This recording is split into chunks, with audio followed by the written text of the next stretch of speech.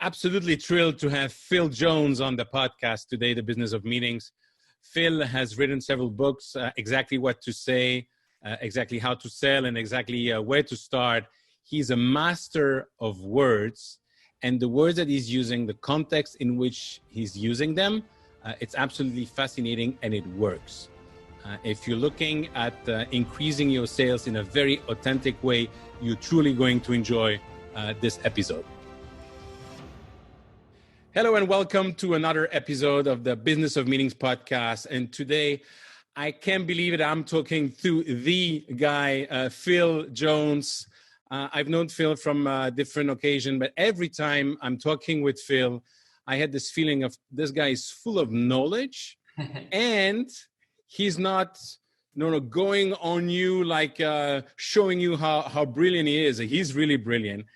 He's the author of at least 3 books, I think more, but exactly what to say, exactly how to sell, and I still have to order exactly how to start. He's a master of words. He's been working with about 2,500 sessions and 2 million people he's been trained over the world. I can go on and on and on. The last thing I want to say about Phil, besides the fact that he's a genuinely amazing person, is that his book, Exactly What to Say, is the book that has been the most listened to with Audible in 2019. Phil, thank you so much for taking the time to speak with me today. My pleasure, Eric. Thank you for inviting me to the show. It's just amazing what you've done. And you've started in business basically when you were 14 with a sponge. And tell us a little bit about that. I always wanted to be able to better my own life from a very early age. And at 14 years of age, I just started knocking on the doors of my neighbors and asking them pretty politely whether they would be interested or open to having their cars washed. And some said yes, and some said no. And most just asked me how much I would charge, which I later realized meant that they were pretty interested. And I did okay with that little business, so much so that by the age of 15, I wasn't going to school quite as often as I should. And I remember being invited in by my school teachers, questioning my attendance, saying, "Phil, why don't you come to class?" And I said, "Sir, how much money are you making?" And my school teachers refused to tell me at the time. But at 15 years of age, my little car cleaning business was delivering me a serious full-time income. I was making around 2,500, 3,000 pounds a month at the time as a 14, 15-year-old kid. Wow. And I had staff that needed direction and customers that needed servicing and had fun building a business and then built my studies around my businesses, still managed to be able to invest in a fairly decent education, but always had this little thing on the side, or my education was on the side of the businesses that I was building as a kid. That's amazing. I mean, I was washing cars as well when I was a kid, or taking the snow out of in front of the garage, for my neighbors. Never occurred to me, although my parents were independent, to hire other people. So did you have any example, or was it natural from you? I think it was accidental, right? And you can look back on a thing and believe it was strategic, or that you had this built out master plan. I think it came down to the first request was somebody asked for something to be done, and I'd said yes, and then it coincided with the time that I had in football practice or something else like that. So I got a friend to do it and paid him a difference to what I was getting paid, and that taught me about margins, and then just kept doing more and more of the same on from there. And probably the best lesson that taught me in a very, very early stage is the ability to acquire customers is the value. Not the ability to do the work. You'll always find people who will do the work if you have the customers, providing you price it at a point where you have enough margin to pay somebody to do the work. Absolutely. And that was a huge gift of a lesson that I didn't go searching for, but was lucky enough to receive at a very early age. Did you have any mentor at that time, or did it come later? Not really. Only my family mentor of my dad. Like, we all have somebody in our family to be able to look up to. My dad is a hard work success story in a self-employed capacity. He's built from an early age a construction building business that he helps people with extensions and home renovations, etc.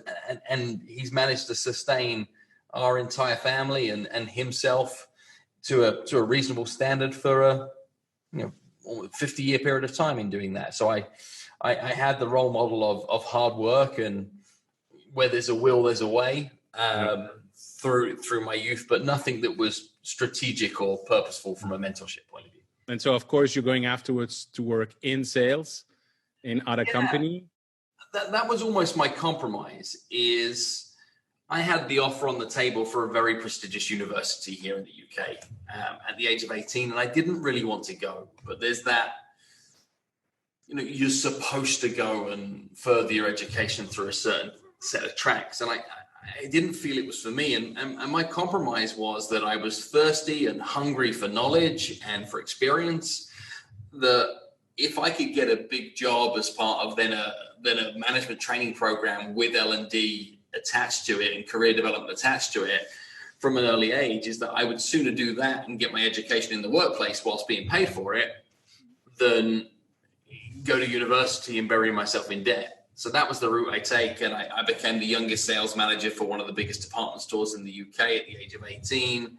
I went from there and built sales teams and was a sales training manager for one of the largest independent furniture retail groups in my early 20s. Went from there, was head of retail and commercial director to a couple of Premier League soccer clubs, and went from there to then build an independent property business with a business partner of mine that turned over £240 million at its peak. And that takes us through to kind of like 2008, when then the recession kicked in and our product offering just didn't have a market anymore. And I think many businesses are finding themselves in that window right now, right? Good people, Absolutely. Good product, good service, good legacy, boom, boom, boom. Like nothing wrong, other than the market that was is now no more, at which point you have to be brave enough sometimes to be able to say, what's my reinvention on from here? And my reinvention on that point was that I was continually asked by chambers of commerce and small business networking groups to say, hey, Phil, would you come speak to our groups of people and train some entrepreneurs on how they could trade out of recession, share some ideas of things that they could do to take success back into their own hands. And I was doing that 2008, 2009, while I was figuring out what my next entrepreneurial venture might be. Mm-hmm. And it was really a time filler. I thought, if you're going to be a speaker, author, guru in some way, certainly you can't do it in your late 20s. You need to have a lot more gray in your hair and in your beard and those things, etc., to be able to do it. I'd always had aspirations of doing this kind of work, but I saw it as far later in my life and far more like the stereotype. But I kind of got sucked into the personal development industry and have built out very organically from there since back in 2008, and very much viewed it as a business every step of the way through. Good thing, bad things, you never know. Would you say that if it wasn't for that crisis at that time, you would have waited a few more years before starting your own business? I had my own businesses throughout. The truth of it is 2007, 2008, we were looking to sell our property business for a huge multiplier, and I would have not needed to work a day again in my life. Like that was the deal that was on the table, is we were building to a giant exit, and it all looked like it was happening. We were in negotiations with some huge merger acquisitions that were looking very, very promising. It just turns around. What I've learned through the fortunate breadth of career that I've had, and then again, in my consulting and training business, now working with over 800 different industries, is you only get to make up a part of the plan. Like you can't, dictate everything. And I think even more so, the thought of a 5-year strategic plan that is going to be anywhere near reality is a fairy tale. Yeah, absolutely. There's some stuff we plan, and the bulk of it is how quickly do you react to what happens to you. That always remind me, and the quote from Mike Tyson, I'm sure you know, was put a smile on my face, that everybody's got a plan until they got punched in the face. Right. And here we are today, and as you know, our industry, the meetings and event industry, is terribly. Yeah, we've taken a punch in the face, a knee in the groin, and a slap on the back, right? It's all of those things have been true for many. And I've been talking to a lot of people the past months about what to do. And one thing that I strongly recommend, and let it be very clear, I don't have any personal interest. We just know each other and that's it.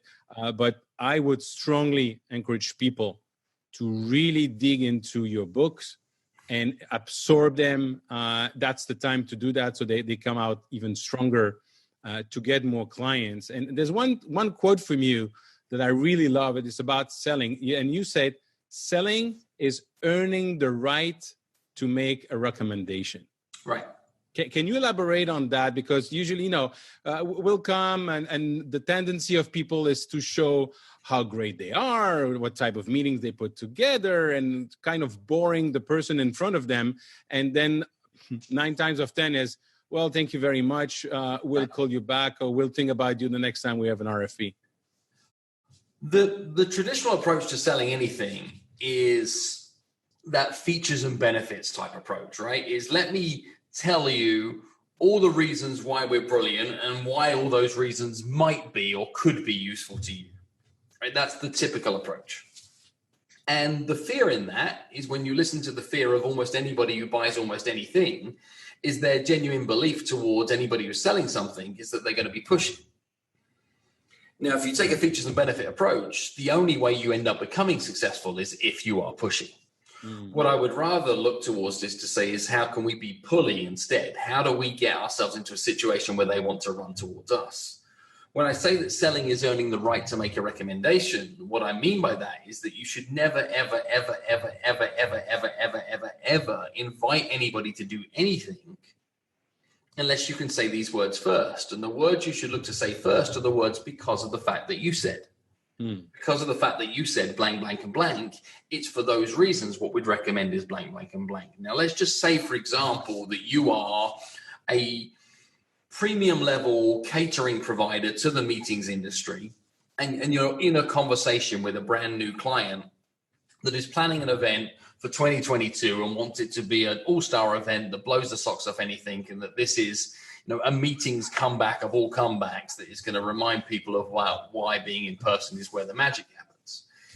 Is you need to be able to say is because of the fact that you want this, that you said that you want this to be a jaw-dropping event where every detail is being considered. It's for those reasons my recommendation would be that when it comes to the menu, that we shoot for the stars when it comes to ingredients, that we take the time to be able to curate a menu that is really well crafted. And that we do this at a level that means that the food is as well talked about as the speakers, the venue, the bedrooms, the boom, boom, boom, boom, boom, boom, boom, boom, boom, right? It's because of the fact that you said. Now, that sounds easy. It just means that you have to be curious enough to understand 2 things. One is their current situation, which again is easier said than done. And 2 is, what does success look like to them? Like in terms of the future. So where are they at and what do they envision for the future? And if you don't have clarity over those things, you have no right to recommend anything. And I relate it to the medical industry. And in the medical industry, they say that prescription before diagnosis is malpractice. I mean, if you walked into a doctor's surgery, doctor said, "You see these pills? These pills are great. Like the pharmaceutical reps told me that if you take 2 of these, you'll be able to do this, this, this, and this." My guess is you wouldn't be that confident in taking them. But if they sit you down, they understand your unique circumstances, learn your unique symptoms, maybe run a test or 2, and then recommend that you take the exact same pills after the fact, you do as you're told. And that's the approach of an expert. And that's what I mean by selling is earning the right to make a recommendation. It's doing the work before the work. That means that you're not needing to embellish your offering. You're just aligning your offering with the needs of your client. And that's very interesting. If you look at a lot of my friends are independent meeting planners. Right. First of all, a lot of people from my generation fell into it by coincidence. But most of us have not necessarily had the business training and especially the sales training. We've been excellent at logistics. We love when something is going as unexpected because it always does, so that we thrive on it. And so we rehearse everything. We rehearse the program. We rehearse everything we're going to do. And we don't train ourselves to actually sell and ask questions. What would you recommend people do in this case to get better at the end of the day of getting clients? There's various stages of getting clients. What people think that they need half the time is they think they need the phone to ring or the email to ping or something to be able to create an opportunity. Yet what I typically find is that isn't the true issue. The true issue is that they find somebody to speak to and then they mess it up when they get to be able to speak to them. Mm. So, for example, inquiry comes in and we're thinking about working with a meeting planner and they say, how much would you charge?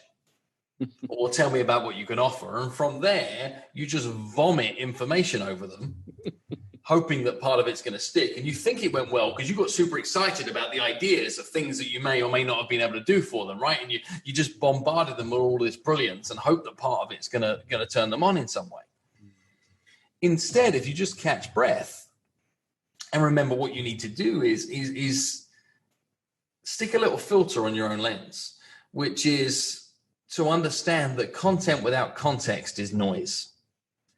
What do I mean by that? Is you have to do the work to understand their context before you start to insert your content.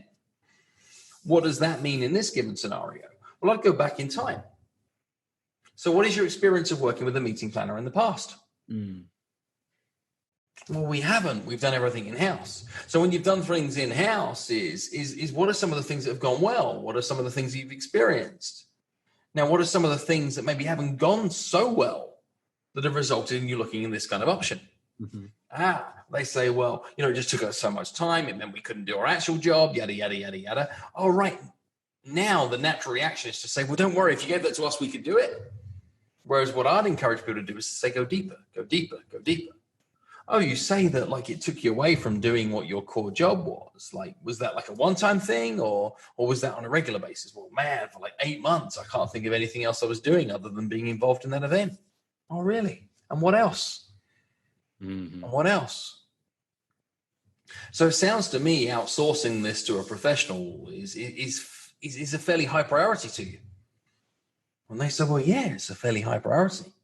Now I say, well, what do you understand about the different types of meeting planners you could work with? They say, well, I don't understand a thing. Well, would it help if I walked you through the different types of meeting planners that you could work with so you could make a more informed decision? They say, well, yeah, that would be super helpful. Well, let's say if we rank them from like a 1 to a 10, with a 10 being the kind of meeting planners that would organize the royal wedding.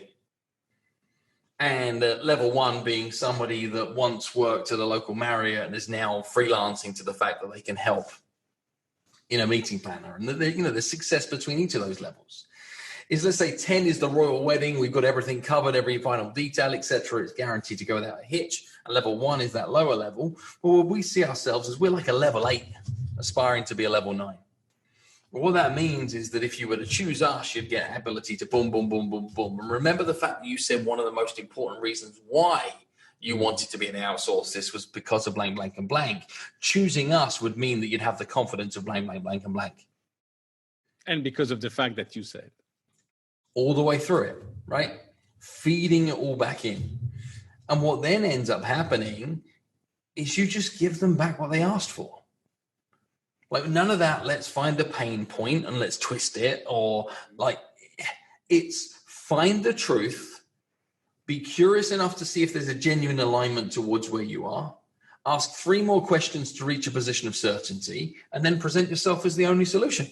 And what is fascinating to me in that is listening to you, and I really encourage people to re-listen to what you just said. But listening to you, listening to you and having this approach of asking question, there's an extra benefit that I found out when I had my own cooperative and agency, is that you position yourself as an expert. You position yourself as a strategic partner instead of somebody who are just doing the logistics. And don't get me wrong, logistics is very important, but it's really building the trust, because at the end of the day, people will hire you because they trust you that they are going to be on stage and you're going to be behind the curtain and making sure they look good. There's an even bigger part to this, Eric, too, is that if you take this kind of approach to things, is you often find out people are not a right fit. And you're okay with it. It's not that you sent the proposal in and they didn't get back to you, or that you're fearful that your prices are too high because all you did is you just rolled the dice and you didn't learn anything. You understand that what they were looking for was Y and that you are Z. And you're like, that's okay. That's not us. That's not what we do. No big deal. And you bless and release that opportunity without any loss of momentum or any loss of confidence towards what you're about. If you don't do the dance with prospects the right way, you don't learn anything, and you end up making changes about your offering. Not because you needed to make changes about your offering, but because you were fishing in the wrong pond. Totally.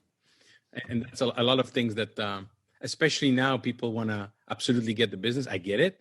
On the middle term and long term, that's actually taking the opportunity of what's going on now to position yourself exactly where you want to be. And I didn't I didn't use exactly on purpose. That's $5 you need to send me right now, just for the royalty on that. There's another point on this that I think is worthy of people catching on to is as we go through this whole period of change. Yeah. A lot of people are considering changing their vendor or changing who they might look to be able to work with, or they're certainly more open to conversations about moving in a new direction. This often means that you might be looking to win business from an incumbent or some form of legacy partner that they've worked with in place right up until right now. And being able to question against that sounds difficult, but it actually can be really easy. I would structure just a two-part questioning technique where the first part of the questioning would be this, is what three things do you like best about working with existing vendor, past vendor? And there's a reason I'd ask what three things do you like best as opposed to just what things. If I ask what three things would you like best, here's what I find out. The first thing that they share with me is the first thing they thought about. Okay. That's it. Like, it's not ranked in any order. It's just the first thing they thought of. The second thing they share is highly likely to be the most important thing to them in any other vendor. And the third thing is likely to be some form of smaller, nice to have that has huge emotional or personal appeal towards that person. So what three things do you like best about working with that company? Well, I like the fact that they've been established a long time and that they've got a proven track record. Okay, yeah, great, whatever. I like the fact that, they really had a diligent attention to detail, and I felt confident in the fact that they were truly going to be able to deliver, and they never let me down with all those details. And what else is well, I got the project lead's cell phone number, so I could always text them later in an evening, or we could communicate outside of hours, and I felt like they were responsive. Counts that one from my back pocket. What else has that now allowed me to do? It's allowed me to ask the second part of this questioning technique. What would the second question now be? The second question would be, if there was one thing you could change about them, what would the one thing be? Here's where they now give you the thing that you need to be able to win the business. And because they've just stacked it with three things of good news, they don't mind sharing with you this little niggle. And it might come out that they're like, well, I just despise the fact that all these hidden items appear on invoices after the fact that weren't necessarily what we agreed or had talked about. These line items result in a load of extras, and it just makes me feel uncomfortable. Right? Or, their paperwork trail is really difficult to be able to deal with, or their online back-end system, or their front receptionist is miserable. Like, you just get this one piece of gold that comes back in the other direction. Which they will never share with you if you ask them directly. No, that stacking exercise gives you so much information, because what it now allows you to do is to angle your own value proposition versus the incumbent without being pushy or without being overzealous. That's brilliant. Absolutely brilliant. And I was laughing when I said exactly. If you think about it, the word why, you say why today, who do you think about? Simon. When you say exactly, I'm thinking Phil Jones. And that's why I admire as well with you, besides the fact that you're very approachable, very knowledgeable, and you're really sharing your knowledge in a very easy way, at least for me to understand, which is very important that I can apply. But being able to position yourself with that, it's like when you're buying a red car, suddenly you see all the red cars on the street. Now, every time somebody said the word exactly, it's like a Pavlov thing in my brain. I'm thinking about Phil Jones. But how did you get with this idea of collecting all those words? That, first of all, how did you think about there must be a method, there must be a way, there must be triggers and sentences, and then starting collecting the just out of curiosity, if you're like me, I'm not sure if it is for you. I know exactly what you need. How did you come up with that? I would love to tell you that there was this epiphany moment of just ta-da. It isn't true. I've been training people sales skills now for 12, 13 years. Mm-hmm. And sprinkling into a number of my trainings was always some pieces on precise verbiage and specific word choices to be able to lean on. What I then found myself needing to do was, in order to win business for my sales training company, is I would speak at events, often unpaid, with the viewpoint to be able to collect leads to then be able to follow on for increased pieces of work. Now, my speech that I would often do in that environment, where I got a short window to be able to deliver some content with the purpose of being able to win credibility and leads, was a speech I wrote called Magic Words. Magic words. Yeah. And I would just share a sequence of words, and I'd managed to be able to condense this down, that if they gave me 12 minutes to speak, I'd do 3-4 sets of words. If they gave me 25 minutes to speak, I'd do 7-8 sets of words. And I could just jumble this deck around as I needed to, depending upon the opportunity I was faced with. Right. And people always used to really like it. In my keynote presentations and addresses, there would always be a little sub-segment of Magic Words piece where I'd share 2 or 3 of them in a segment in a larger keynote address, and people would really like it. And this would be a thing that would start to resonate. Then what happened was, I do a lot of sales training work with groups of people who don't see themselves as salespeople. So more of my sales training work is with non-salespeople than it is with people in the sales profession. And I got invited to be able to deliver a training for a group of admin assistants in the telecommunications industry. So largely a customer service call center in telco. And I was asked to deliver a sales training for them. I didn't want to call it sales training, so I made it a communications training around word choices. And I produced a PDF accompaniment for that training that was 17 sequences of words to influence, persuade, and encourage people to take action. Mm-hmm. The day after that, I was at a mastermind event with some of my other speaker friends, and we were talking about book publishing and what could be done to publish a book.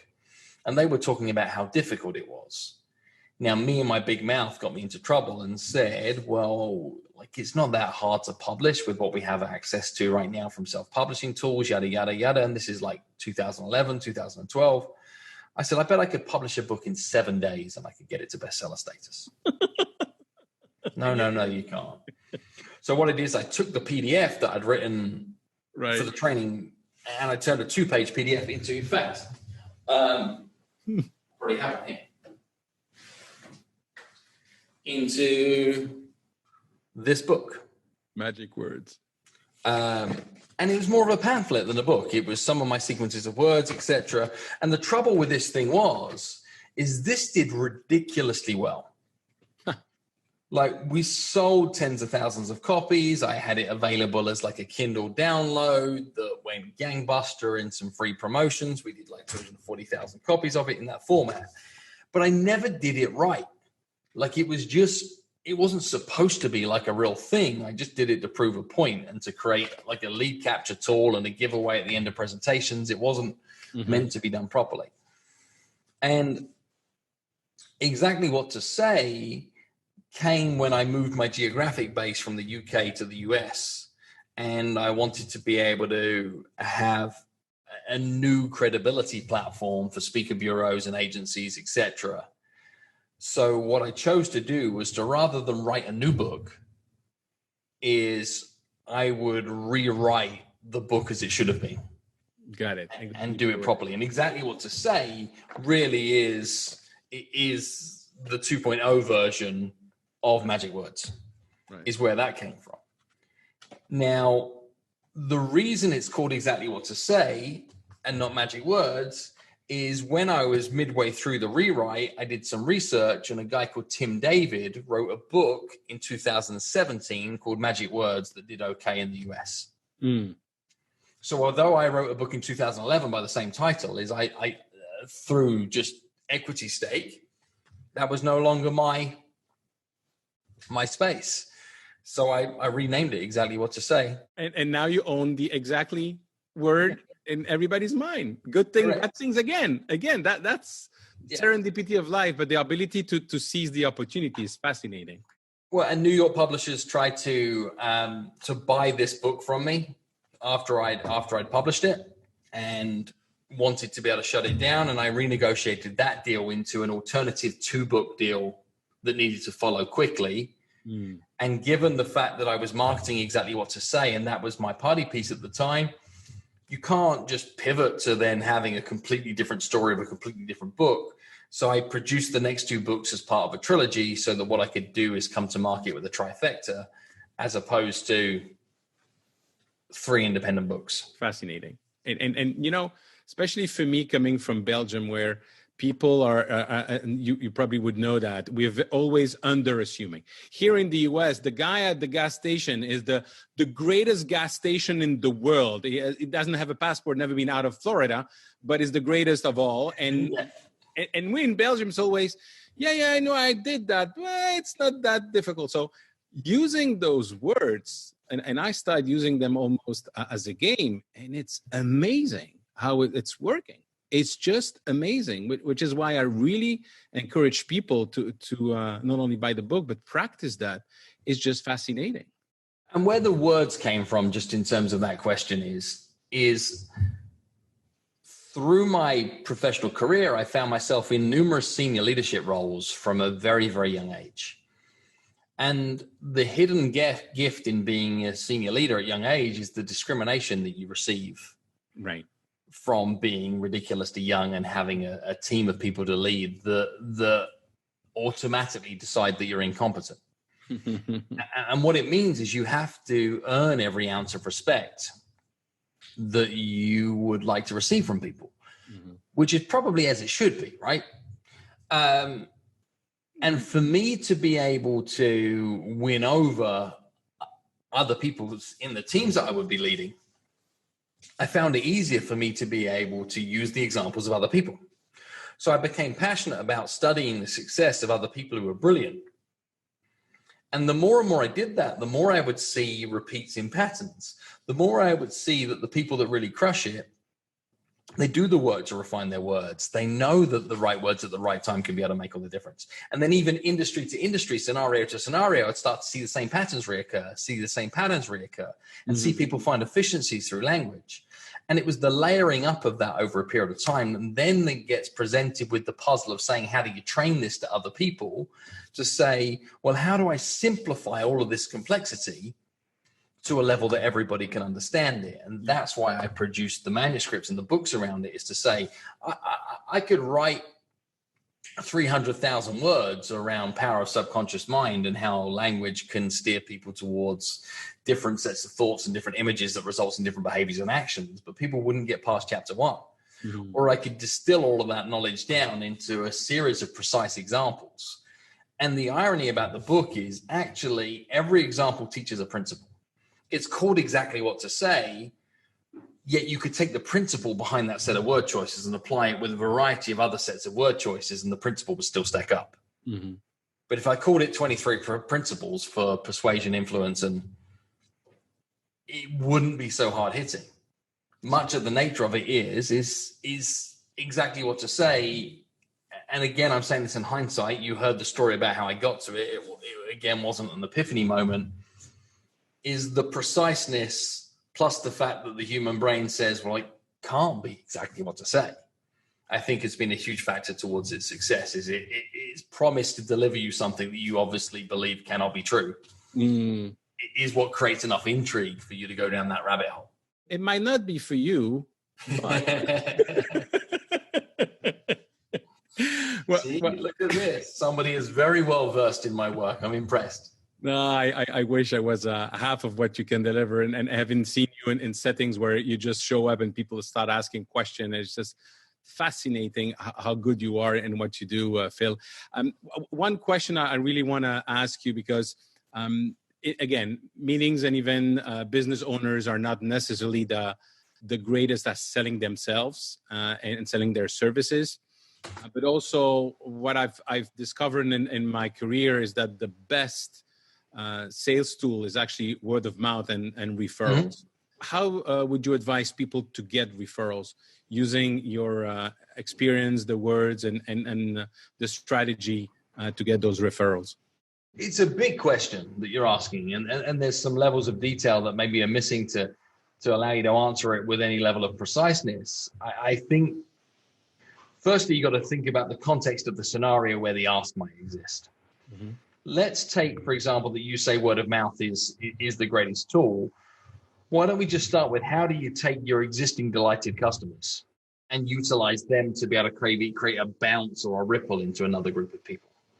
If I was in that scenario, I'd look for opportunities where I can have what is being described as an elevator rant.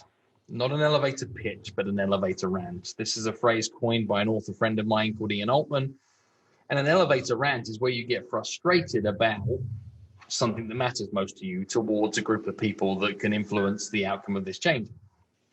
So I might rant to an existing customer and say, one of the things I find remarkably frustrating is just the sheer volume of money that people waste in other corporations with substandard vendors, with inadequate planning, that is just part of a budget line item, and they're not really getting any value for money from it. I just wish more people knew about the level of service that we could provide for them by alternative. I just find it crazy that we cannot get, just the awareness and transparency of the kind of work that we do by alternative. Like, if you just get angry about, and by angry, I'm using that word on purpose, but I'm not saying that you get full on angry with it. They start to be able to see it. They go like, you're right. Right, that is a thing. I just wish more people knew that services like the one that we provide for you existed, and you can see their agreement, right? Yeah, they'll agree.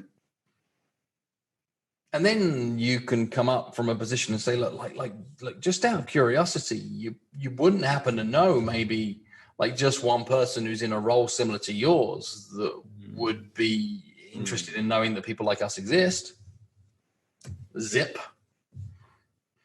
And by which I mean shut up, not say the word zip. Yeah, right. And let them think on it for a second. And you'll see when they thought of somebody. When they thought of somebody, you can then say, look, I'm not looking for their details right now, but who was it you were thinking of? And they'll come forward with a name, and I might then say, well, when are you next likely to speak to that person? They say, well, I'm due to drop them an email later on today. Well, when you speak to them later today, would it be okay if that you share a little bit about your experience of doing business with us, and see if they're perhaps open-minded to taking a phone call or receiving some further information to see if we can help them in a similar way to how we can help you.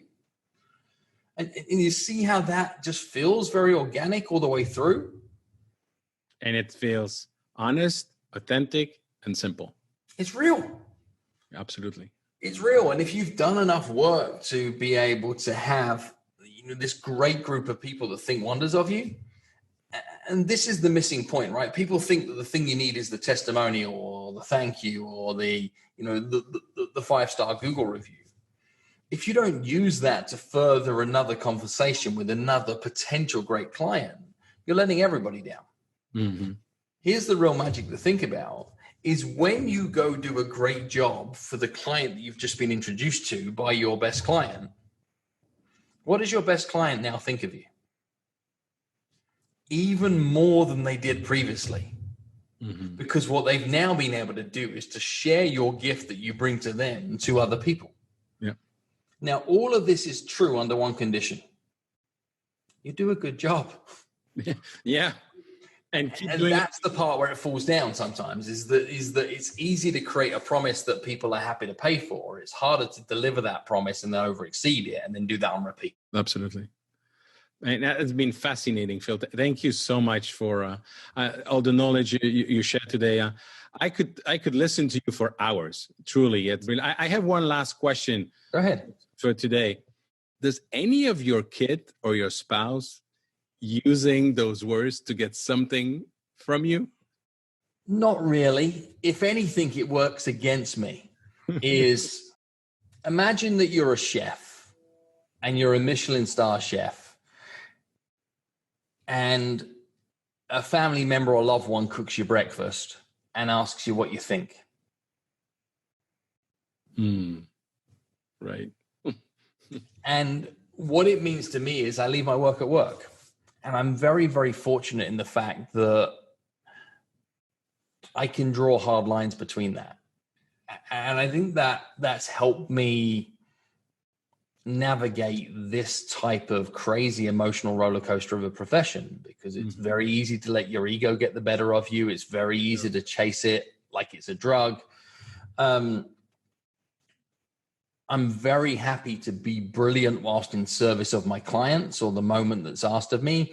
I'm very happy to let all of that go when all of a sudden that framework doesn't exist around it, and all I am is dad, or I'm Phil at home, or I'm a brother or a son or anything else like that. Like, I don't have the need or desire to bring my work life to those other areas. I know, and I'm probably didn't express myself well, and I'm totally with you with that. It's just that aren't they using those words? They're not telling you, just out of curiosity, that would you like to go and buy an ice cream, or something like that, so that. It's happened to me from like my brothers and sisters occasionally, that they in jest, when they're trying to get me to be able to do something, or around the dining table over Christmas time or something, they think it's funny to say, "Hey Phil, could you do me a small favor and pass me the bread?" And right. Yeah, I'm not sure if it's for you, but we are hoping to watch XYZ on the television, or that stuff has been fun. Love it.